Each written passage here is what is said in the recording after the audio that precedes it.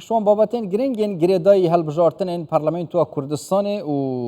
نه انجام دانا به وجره دیدی دمه که دم بهت دیار کردن کرسیا کوتان پیکاته اونو مافوان آیت نوا هریما کردستان بگشتی بتایبتی جت نوا پارلمانتو کردستان دکو گلک جراجی جوینن پیکاتیان ترکمان کریستیان دی سوریان آشوری کو وجره جی بتایبتی جی گل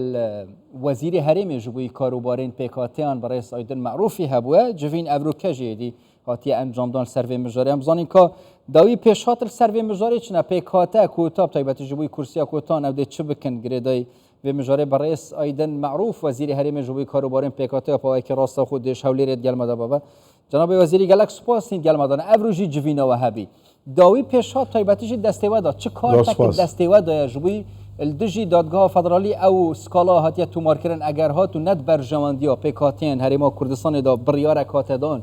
این ده چه بکن داوی بریار ویا پیک و چیه پێشەکی زۆر سوپاسان دەکەین بۆ کەناڵی بیسار کە ئێمە وەکو نەتەوەکان وەکو پێکاتەکان لە هەموو کات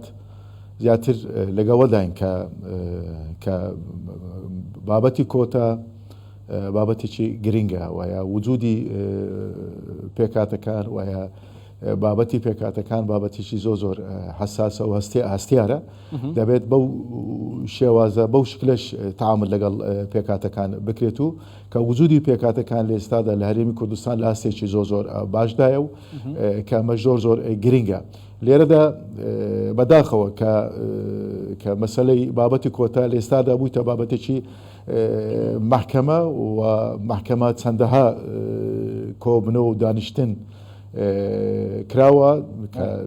تاکو ئێستا بڕیاری لەسەر ئەم سکاڵایە کە دژی کۆتا هەیە و دژی یاسای هەڵبژاردنەیە لە محکەمەی فێدراڵ بڕیاری لەسەر نەدراوە چەندەها جار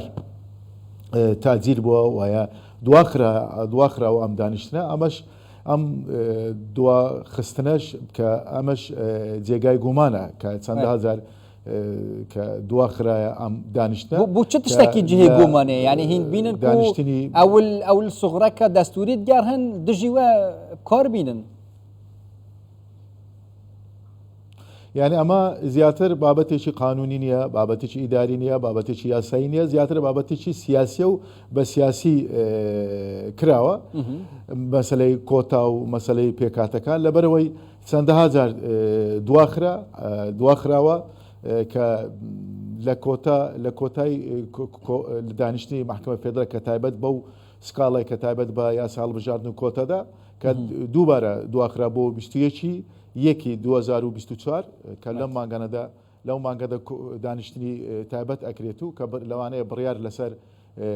یاسای هەڵبژاردن یان لەسەر کۆتا بدرێت و بەبێ ئەوەی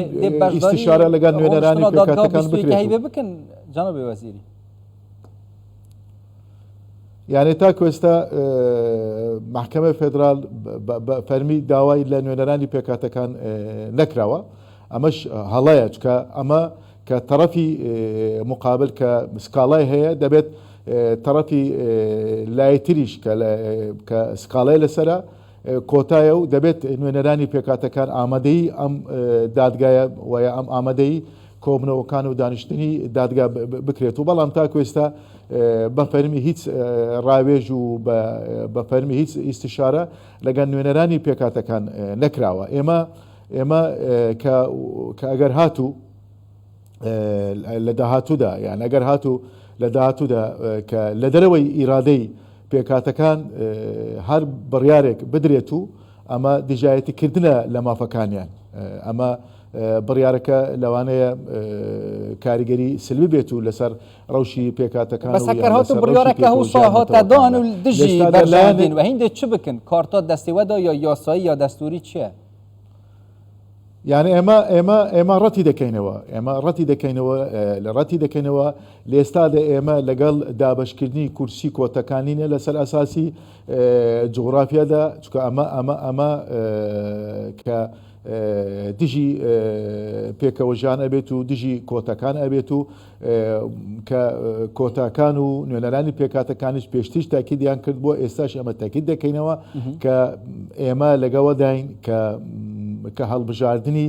کۆتەکان بە یەک بازنەی بێت و بە یەک بازنە سیستەمی یەک بازنە هەڵبژاردن بکرێت و ئێمە لەگەڵەدانینە کە لەسەر ئەساسی جۆرافیا دابشکردنی کۆتەکان بکرێت و لەسەر محافظات یا لە ئێستادا ئەو اختراح کراوە کە ئەو پێشنیاری هەیە کە لەلایەن مفەوەزیەی کۆمیسیۆنی باڵای هەڵبژاردنی عێراقدا کە ئەم پێشنیارش سیاسیە بەس سیاسیە کە داوای کردووە لەسەر ئاساسی جۆرە کۆتا دابش بکرێت و کە چار کۆتەی نەتەوەی تورکمان و کردان سریان ئاشی بۆ محافظەی سلێمانیە، چوار بۆ هەولێر بۆ دوی کۆتا تورکمان بۆ لە هەولێر دوو کۆتای بۆ کردان سریان ئاشوریش بۆ هەولێر، سێ کۆتەش لە محافظەی دۆک، یەک بۆ تورکمان، یەک بۆ مەسیحی و یەک بۆ ئەرمان. ئەمە لەسەر چه ئاساسێک لەسەر چه بنەمایەک ئەم تەوزیعاتە کراوە. لەوانەیە لە داهاتوودا محکمەی فێدرال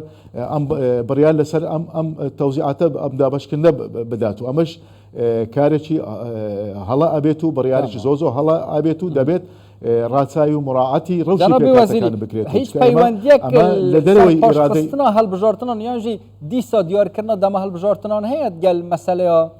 بڕیار نەدانە حتا نوکیە دادگا فەدرالی لەسەر کورسیا کوتان و پێکاتەیان لە ئەساسان تەزیرکردنی دواخستنی ئەم دانیشتە کە تایبەت بە یاسای هەڵبژاردن و کۆتا مەبەستیانەوە بوو کە بۆ دواخستنی هەڵبژاردننی پەرلەمانی کوردستان بووە. لێستادا سەرکەوتوو بوون لەوەی کە لێستادا کە هەڵبژاردن لە کاتی خۆیدا ناکرێت کە دیار بوو لە 25 شوبات هەڵبژاردننی پەرلەمانی کوردستان نەکرا. لێستادا کە مفەوەزیە کۆمیسیۆنی باڵای عێراق کە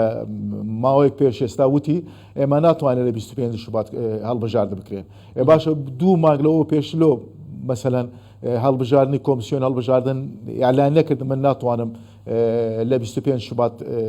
هەڵبژاردننی پەرلەمانی کوردستان بکەین. لۆ لێستادا ئەمە ئیعلان دەکە ئێمە ناتوانێت. ئەمانە زیاتر مەبەستی تازیرکردن و یاریکردنە بە کاتە لەبەرەوەی لێستادا دەیانەوێت ئەمڕواقع دروست بکەن کە لە 21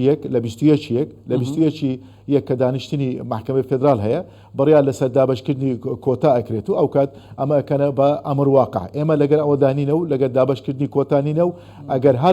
هەر بڕیارێکیش کە لە دەرەوەی ئیرادەی پێکاتەکان بدرێت و ئەمە دژایکردنیە لە دژایەتی کردن وەزیری کورتی بەریەک و بڕیارەکە دژی بەرژەوەندی و بێتەدانەکان و پێکاتە هین هەمی یەکدەنگن یانژی هەنەش دەرڤەی یعنی خواستەکەوە یانژی دژی بڕیارێن وە نۆڤا پێکاتەیاندا پێکاتەکان نەتەوەی تورکمان و نەتەوەی کردان و سوریان و ئاشوری و پێکاتەکانی تریش هەموو یەکدەنگن یەک هەڵوێستن کە لەگەر ئەوەدانینە کورسیەکان دابش بکرێت و لەسەر ئاساسی جۆغرافیایی. تمام وەزیری هەرێمێ ژووی کاروبارێن پێکاتیان بەڕێ سایدن معروف بووە کە ڕاستە خۆش هەولێرە دیالمەدە بوون گەلک سوپاس بووە.